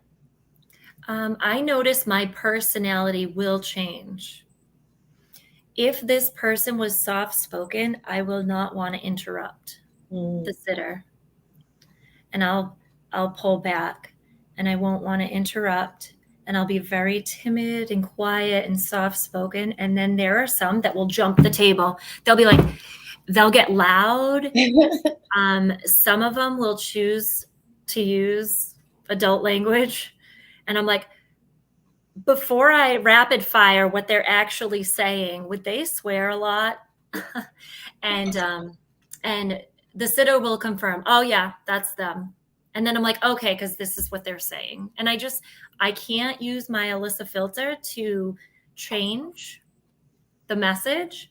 I have to give it the way they gave it. Right. But before I raise my voice and jump the table and get in their face and get loud and rowdy. Uh-oh, Alyssa, we lost you again. Just breaking up again. You lost me again. You're back. You're back. Lots of energy. Yeah, but I'll ask them to back off. Come through me with loud volume. Sometimes it is swear words, if that is how they spoke. Yeah. I have channeled dance moves before. They really take my knowledge of dancing and they give me a dance move, and I'm like, guys, I got to stand up. I got to do this. And they'll say that is their dance move. I'll start doing a jitterbug, and they'll say they did that dance. And I'm like, I feel like they're doing a waltz, or I feel like they're doing this dance or this movement, and it is not good. And they would say, that's exactly how they danced at parties just to embarrass us when we were kids. They were a terrible dancer. So usually their personality will come through. If I feel them standing back here and they're not interrupting me, and I have to say, no, it's okay. You can come closer. You can come closer. I'll be like, were they pretty soft-spoken? Or mom will jump in front of dad and mom will start talking. I'm like, was mom the talker? Yeah. And mom doesn't care if dad wants to talk to you because she wants to talk to you. They do use their personalities. Yeah, and I noticed the same thing. And I don't channel, like I said, I typically tune into like the guardian angels and the ascended masters, and those are who step forward typically when I tune into someone's energy field. But I do get people ask me, can you channel my mom on the other side, or get a message, and I will, and that's how they present to me. It's like a feeling. It's like I almost feel how that person is. Like I just can tell like what their personality is like, and I'm like, I have to ask questions. I'm like, are they really like to themselves kind of, or was your dad like really quiet, like like didn't say a lot? And it's like, yeah, and then that's how you start to sense like who you're connecting with. Yeah. And the difference in the personalities, and like you were saying, the words that they use is so true. Like some guides will swear and I'm like, I'm not saying that, like, cause it's just not coming. That's not how I would say it. But yeah, it's just so funny. But we have a question from Carrie Lynn here. Have either of you had the experience of doing this kind of work when your partner doesn't necessarily believe in your line of work, and how do you handle it? Amazing question. Yeah, I was like, that's on my list, and I didn't get to that a question like that for you, Alyssa. So that's perfect. Amazing question. I think this applies to your partner, your spouse, your parent, your child, your sibling, your coworkers, your all Yeah, of the people that are in your circle. Um, yeah, not everyone has the same beliefs as you, so you have to move forward with no judgment of, am I ready to come out of the spiritual closet? It's just like coming out with your orientation and gender and all these other things that people are experiencing these days. Coming out of the spiritual closet, that's a big move. That's a big move. Some people are going to support you, and some people are going to cut you out of their circle. Some have you had people, that experience of being cut out when you came forward? I have been cut out by certain people. Ooh, I won't talk to you anymore now that I know that that's what you do. And Yeah. some people have come forward and said, oh, that's really awesome. I want to learn more about that. My family, like I said, nobody really is that developed as far as spirituality or intuition. And some have welcomed it open arms, and some are like, really? And they don't know how to respond to you. Um, my recommendation for this is just find a safe place. And sometimes it's the right time to have the discussion with people that either believe or don't believe. And sometimes it's not. Yeah, Sometimes it's not. If it's not going to help somebody with their belief system, or they have their own belief system, there's no reason to be really aggressive in your opinion, because if they find comfort in what they have, what makes your way the right way? I exactly. feel Yeah, like that's true. what my experiences are just what I know. I don't know any different. I don't know what it's like not to have premonition dreams. I've never experienced it otherwise. Hmm. There are some things that people only know what they've experienced, and you have to be okay with their path as much as you want them to be understanding of yours. But if you are in a place, excuse me, where you are the only one in your circle that feels that way, and you do feel like you're not welcome in certain groups, or you can't be yourself, or you have to hide, please find a safe place. Hmm. It could be an online group.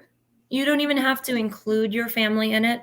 Just find that safe place. Don't hold that in, because holding that in energetically can manifest into physical stuff. And definitely find that safe place. If your spouse isn't into it, then don't force it. Think of it as a hobby. You don't force your favorite hobby onto somebody that's not interested in that. But you can find somebody that has that same hobby and will talk to you using that terminology and your experiences. So that's how I feel about it. But yeah, definitely there have been people, you'll see your circle shift once you identify um, and come out to your family and come out to the public. That's a whole new ball of wax, is coming out to the public about it. Coming out to like, oh, hey, your family. And they're like, yeah, we always knew you were weird. Don't worry about it. But coming out to the public, that's a whole different ball game. Then you go to your workplace and you're like, this is what I do. Yeah, In the I feel like beginning, you that's might really, sugarcoat it. I yeah. used to sugarcoat it like, oh, I'm into alternative medicine and acupuncture and massage therapy and Reiki. I would throw that word in there and see how they responded. And they're like, yeah, I like acupuncture, but I don't know what that other one is. And you're like, okay, I'm going to take it easy.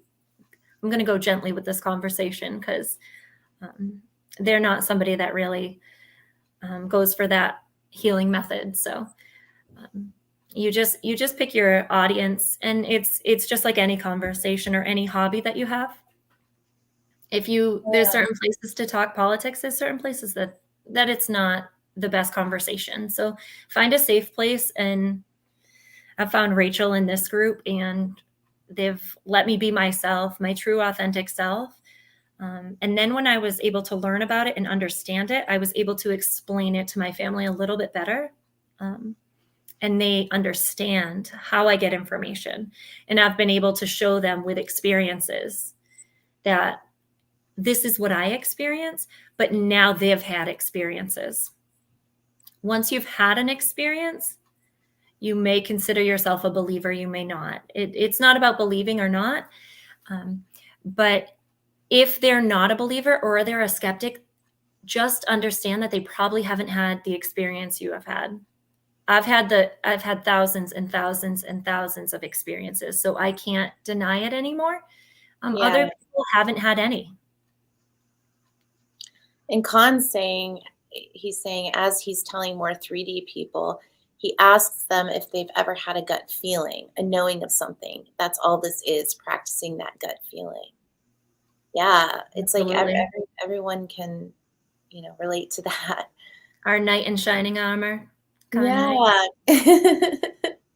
And we met Grateful Khan, for you we guys. all met at the same time.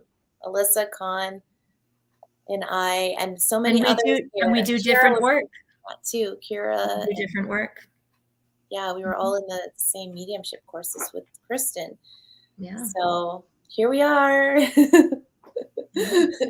sharing the information and how we've been there and got to here, and everybody else is capable of the same. Yeah. Another thing that was interesting was growing up, I always kind of predicted ahead. I'd be like, okay, I'm going to go to this college. Well, I was in 7th grade. How would I know I was going to go to this college? And it happened. And then I'm not sure if I was manifesting things or if I was predicting, either way. But I wanted to be either a massage therapist, a speech pathologist, a chiropractor, or a paramedic. And now looking back on the knowledge I have, I'm actually a speech pathologist in the medical field. Some people think I work with children, but I actually work with adults, medical. And I have learned about the body. I have learned different disorders. To learn the field. And now if I was a massage therapist, a paramedic, or a chiropractor, I probably would have learned a lot of those same things. So now that my energy is shifting towards a new career path, now I'm seeing the importance of what one of those would have done for me. But it was my free will choice to pick which one. My team was guiding me to get medical information so I could be a better intuitive and medium moving forward. I can walk into a patient's room, and if I get pain in my lower back, I'll go, "Ow, that's a kidney. We should get a urine sample on this one. They probably have a kidney infection." So it's worked in a weird way of how the skills and the knowledge I had transformed into something new. But I needed to have the medical knowledge of the body to know, I think this is COPD or CHF. I wouldn't have known that terminology if I hadn't done the career that I had picked so far. That's amazing. And it's kind of like the same with me too. Like I always knew I wanted to, this is what I used to say I wanted to do for a career. It was like, I just want to help people find like their higher purpose, like just their path. I just like want to help people find like the right path or their right purpose. So to me, in my brain, before I knew anything about mediumship or was pursuing anything about mediumship, I was thinking psychology, counselor. I guess I have to get into the psychology field. So I was like this close to getting my master's degree, about 3 semesters short of my master's degree in counseling psychology. And I started, COVID happened, and then I got drawn back into spirituality and learning about mediumship and all this stuff, or channeling. And I started channeling and it started happening. And then I asked my guides and they're like, yeah, you're not going back to school. You're not going to get your degree. And I'm like, what? What do you mean? But I mean, I knew I wanted to do the mediumship thing, but they also kind of confirmed that and said, you're not going to need the degree. And it's like, well, why did I have to go through that schooling and all this and that? But it's all like related. Like what I do now is actually more in alignment with how I would naturally want to help people. It's just, it's like, so I am helping people align with their higher selves and their higher purpose and their higher mission, but I'm just doing it with their team. Like their team is just like telling me like, or giving them the information. It's not coming from me as the counselor. Yeah. Per Like se. I'm a communication specialist. So Yeah. communicating with the dead and using different languages and different methods of communication. Like we use assistive devices for communication. We use sign language for communication. We use written language for communication. That's, yeah. And then you come in here and you're like, okay, we're just going to use telepathy this time. Yeah. And then you start using that as communication, but I can code switch. And working with the adult population, we do have a lot of end of life care. And working with end of life, I've also been with families and been with individuals who transition. Yeah. So me being there and being intuitive in understanding their needs, either they're nonverbal or they have communication issues in the end, or cognitive difficulties in the end, being intuitive, and you just walk in the room and you say, oh, they're in pain. I get a cramp in my foot. I'm like, I think the sheets are around their feet. So I move that and you see the release of them not be in pain. But being, like you said, being a counselor, I've also been a grief counselor for how long, just doing what I do as a therapist. You see somebody progressively getting worse, you need to be available to them and their family to educate them on different disorders and how they play out. And I've seen a lot of people transition. I've been there for a lot of that. So now it's just a continuation of working with families after a transition. So everything I've done on my career path has put me on the path that I'm on. Yeah. And people say, oh, you would be good with kids as a teacher. Well, a speech pathologist can go into school and be a teacher. But I think my team might shift me into teaching this topic instead of putting me in a school and teaching basic math and English. And I never went to school to be a teacher, so I don't have a teaching degree. I But I always wanted to see be a myself teacher doing too. courses. I always wanted to be a teacher too, like that. That's what I used to like to play, pretend to like teach my stuffed animals or whatever. But I see that as well, like for myself. Now I can kind of, and I always knew I was going to write a book. I knew that from a very early age because I actually like studied writing and I was into editing videos too. Like all these things I was naturally into, like are all coming together now. As you're saying that, it's kind of making me realize it too, how that fits for me as well. But really interesting. It's like who knew mediumship would be this career that I have that is letting me do all of this cool stuff, and even just like hosting shows and stuff. I love that too. Chatting with you, learning, growing, expanding. Love all the comments we're getting to. Con was saying, I love you, Alyssa. Love you, soul family. Love everyone. Yeah.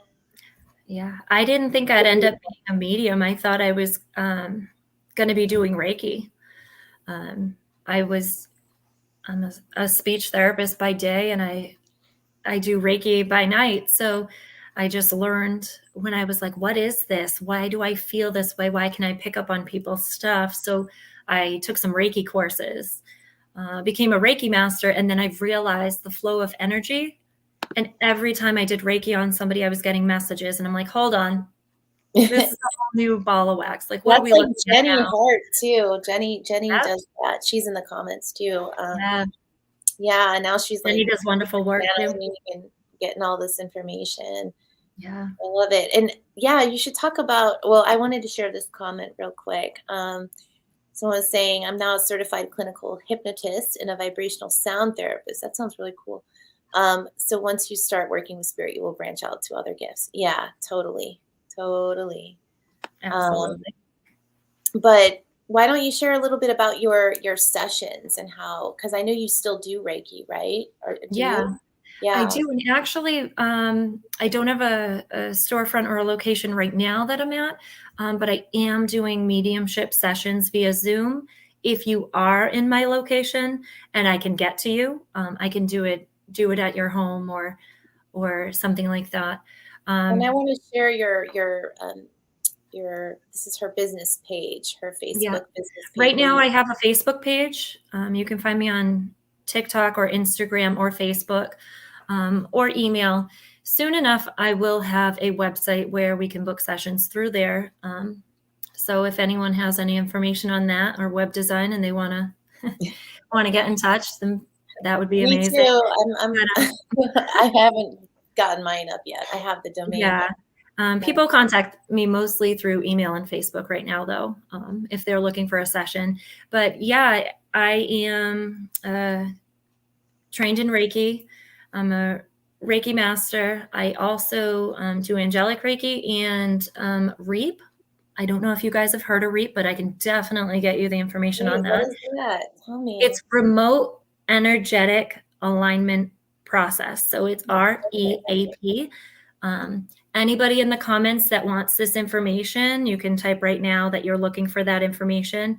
Pamela Desau Rantag created this method, and it's very similar to Reiki in the fact that it's energy, but it is remote. So anybody that doesn't have access to getting to a practitioner, you can do it remote.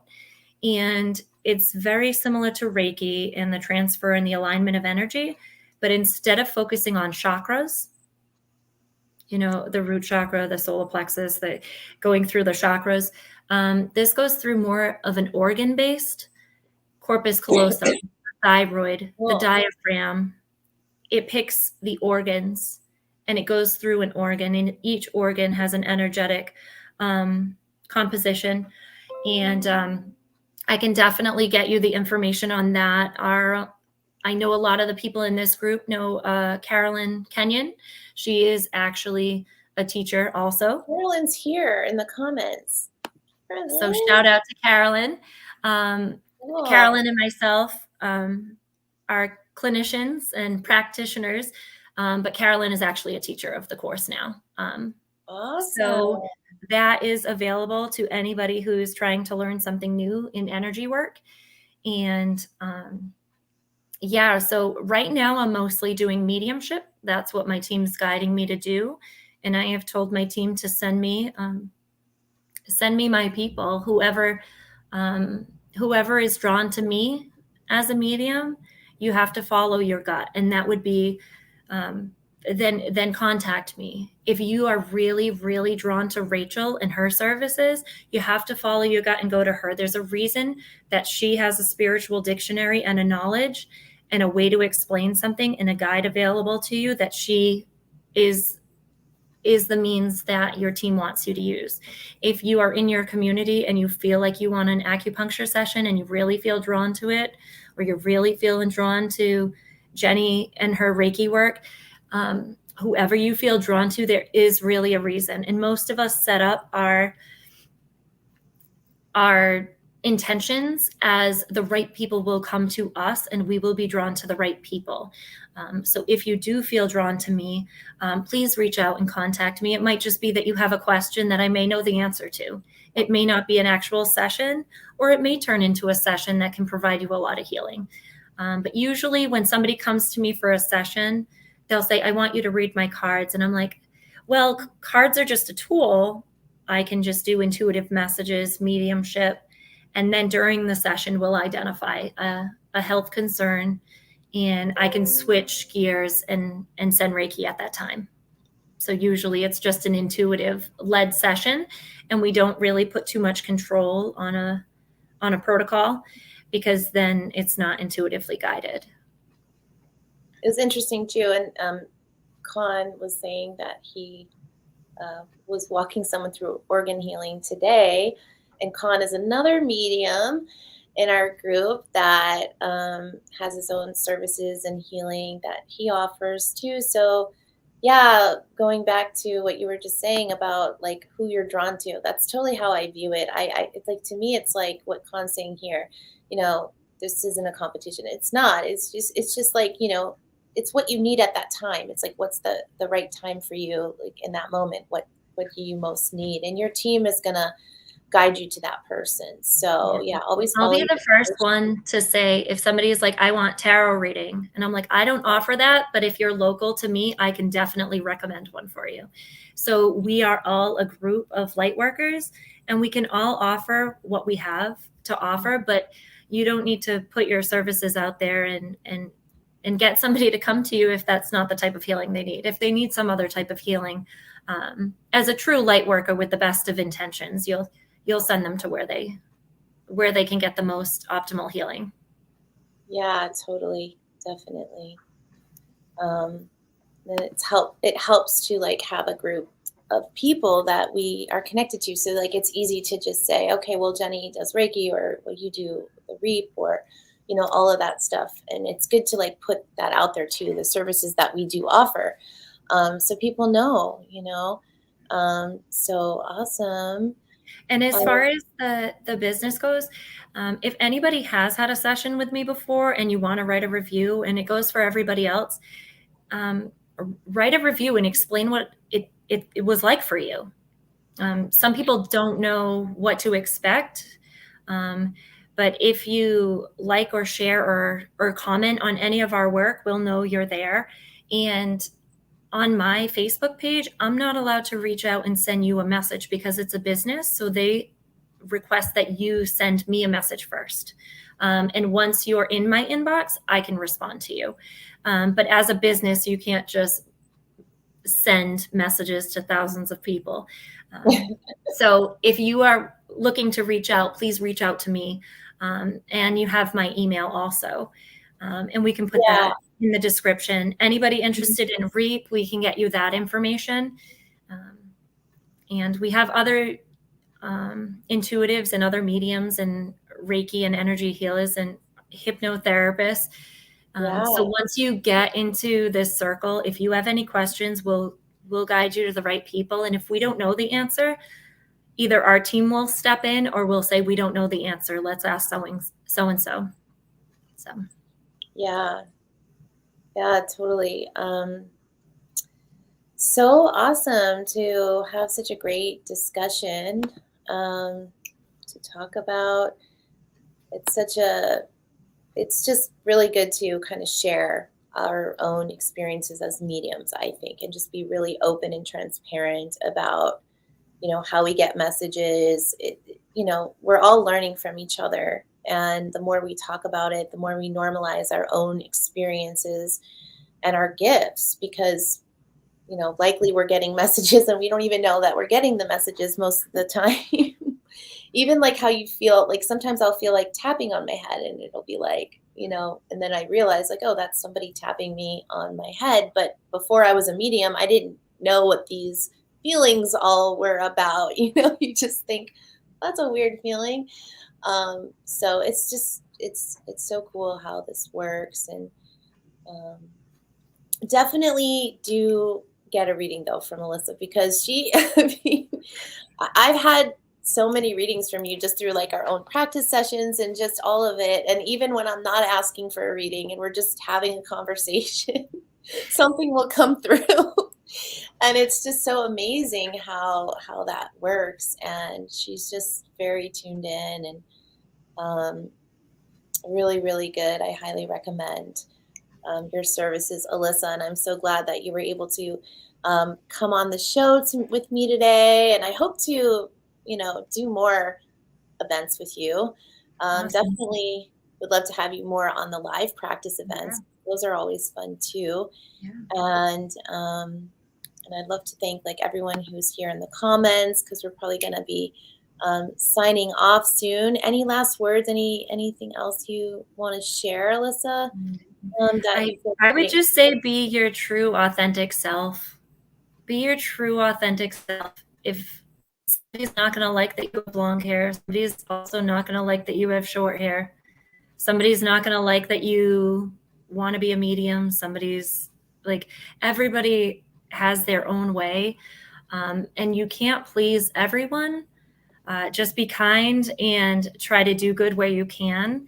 And it doesn't always have to be intuitive. If you're strong and you're physically strong, then that could be your gift to everybody. If you are a good listening ear, then that could be your strength. Offer that to people. Somebody is in need of that. You could be intuitive and be a medium and be able to give messages. That's great. You could be a nurse and able to provide somebody advice, medical advice. Just go out there and do what you are meant to do.